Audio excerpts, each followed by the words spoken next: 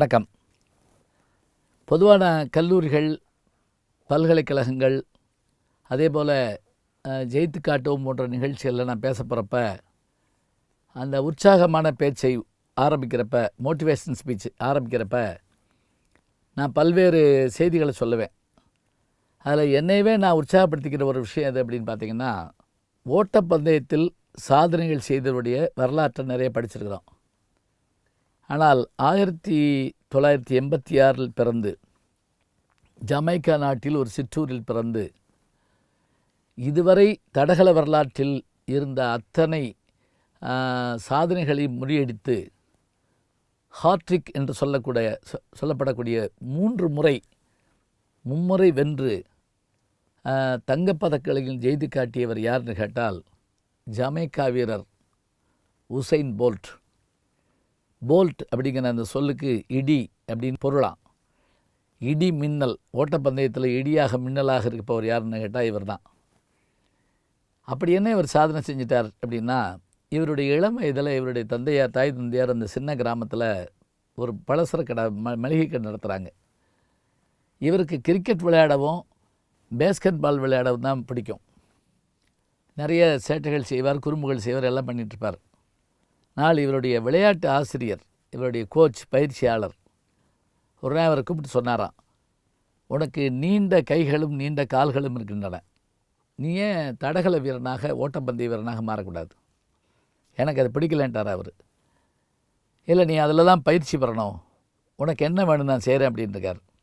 உடனே அவர் சொன்னாராம், எனக்கு லெக் பீஸ்னால் ரொம்ப பிடிக்கும் அப்படின்ட்டுருக்கார். சிக்கனில் லெக் பீஸ் ரொம்ப பிடிக்கும். உடனே அந்த ஆசிரியர் சொன்னாராம், சரி கவலைப்படாத, நீ ஓடு, உனக்கு நான் ஒவ்வொரு நாள் லெக் பீஸ் வாங்கி தர்றேன்.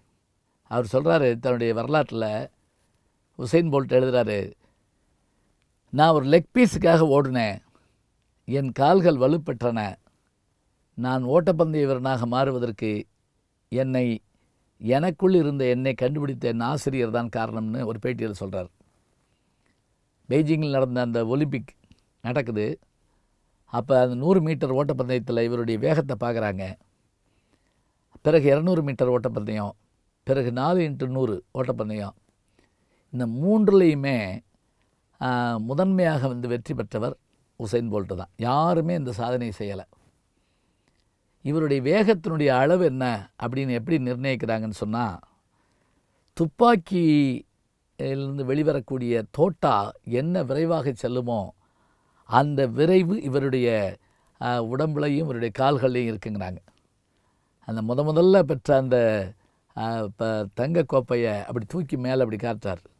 இது என்னை உருவாக்கிய பெற்றோர்கள், என் ஊர், குறிப்பாக என் விளையாட்டு ஆசிரியர் அத்தனை பேருக்குமான காணிக்கைன்னு அப்படி தூக்கி காட்டுறார். இன்றைக்கும் கூட அவர் அப்படி நிற்கிற மாதிரியான ஒரு போஸ், அவருடைய ஸ்டைல் தனியாக இருக்கும். நான் இப்போ சமீபத்தில் லண்டன் போயிருந்தேன். அப்போ அந்த மெழுகு மியூசியத்துக்கு போயிருந்தபோது அங்கே அத்தனை பேருடைய உருவத்தையும் அப்படியே உண்மையான உருவம் மாதிரி அவர்கள் உயிரோடு இருப்பது போல வைத்திருக்கிறார்கள்.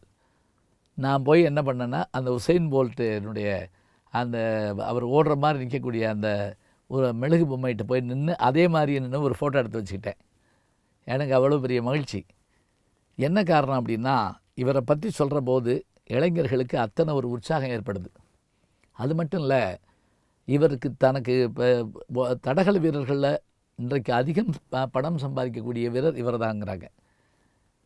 தன்னுடைய முதல் இதில் கிடைச்ச பணத்தை தான் பிறந்த ஊருக்கு, தன்னுடைய சின்ன கிராமத்துக்கு மின்சாரமும் தண்ணீரும் வழங்குவதற்காக அப்படியே நிதியாக அளித்தார் அப்படிங்கிற கேள்விப்படுறோம்.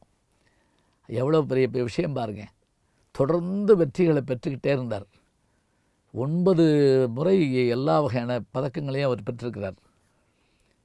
இப்படியான பெரும் வெற்றி பெற்ற அந்த வீரர் ஒரு இடத்துல அந்த இதிலிருந்து விலகி பயிற்சியாளராக மாறுறார். அந்த விலகிற போது நடந்த ஒரு சம்பவம் என்ன வியப்பில் ஆழ்த்துச்சு. அந்த ஓட்டப்பந்தயத்தில் ஓடுற போது சிறு சறுக்கல் ஏற்பட்டு அதை அப்படி தள்ளிக்கு விழுந்துறாரு. இவரை முந்திட்டு மற்றவங்க ஓடிடுறாங்க. உலகமே அதிர்ச்சியில் ஆழ்ந்துருச்சு. ஆனால் என்ன நடந்தது தெரியுமா? அந்த முதல் பரிசை கோப்பையை வாங்கியவர் இவர் காலடியில் வச்சு இவரை வணங்கினார். நான் ஓட்டப்பந்தய வீரனாக மாறுவதற்கு நீங்கள் தான் காரணம்னு சொன்ன உடனே கேட்டு அப்படியே அவரை தழுவிட்டார். அவர் மகிழ்ந்து போனார்.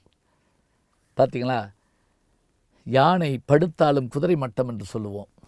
அதுபோல் இவருடைய வெற்றிகள் எத்தனை பெருமையாய் இன்றைக்கு இளைஞர்களுக்கு தந்திருக்கிறது. இந்த உசைன் போல்ட்டினுடைய வேகத்தை, இவருக்கு ஏற்பட்ட வேதனைகளை, எத்தனையோ சங்கடங்களை தாண்டித்தான் இவர் ஜெயித்திருக்கிறார். மெய்வருத்தம்பாரார் பசி நோக்கார் கண் துஞ்சார் என்று குமரகுருபரர் நீதிநெறி விளக்கத்திலே சொல்வதைப் போல உடல் வலி ஏற்பட்டிருக்கும், காலில் ஏற்பட்ட காயங்கள் 1000 இருக்கும், அத்தனையும் தாண்டி ஜெயித்து உதாரண புருஷராக திகழ்ந்து கொண்டிருக்கிறார் என்று சொன்னால், ஓடு ஓடு, வாழ்க்கை துரத்த ஓடு என்று சொல்வார்கள். இவர் என்ன செய்தார்? வெற்றிகளை விரட்டி கொண்டு ஓடினார். அந்த வெற்றிகள் இப்போது இவரை விரட்டி கொண்டு வருகின்றன. உசைன் போல்ட் இன்றைய இளைஞர்களுக்கு ஒரு முன்னோடி.